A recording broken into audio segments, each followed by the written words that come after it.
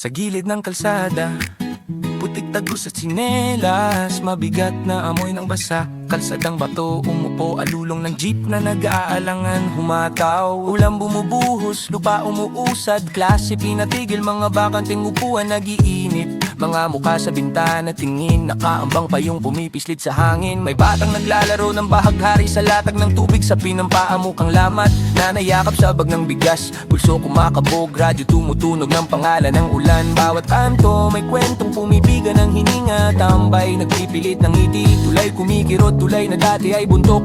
Pulso ng bayan nakatingin sa lupa, sa kabilang bahagi bagong bubong kumikislap sa araw na pilit sumilip. Lapu-lapu nagbukas ng pintuan, pintura amoy sariwa, pangalan nakaukit. Mga bumbero naglalakad, helmet kumakalampag, tubo ng apoy nakaayos. Siga sa dibdib nila, ngunit pawis ang nagtatala ng gabi ng aksyon. Bumubukas ang pinto, may karton ng gamit, agod ng pintura sa ng taga-disenyo. Sila'y nag-aayos ng lugar para sumiklab kapag kailangan, alarmang nakatinig. Kondisyon ng bureo, bago mo kasaluma nilang laban, kumunot ang agwat.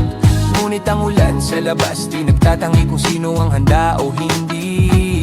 Kilos! Kilos, isang maikling sigaw lumusog mula sa bungad ng barangay. Kilos! Kilos, pumapalakpak sa daan, parang tunog ng kampana ng alerto. Kilos! Kilos, kilos, kilos. Kilos, kilos, kilos, kilos. May liham na dumaan sa mesa ng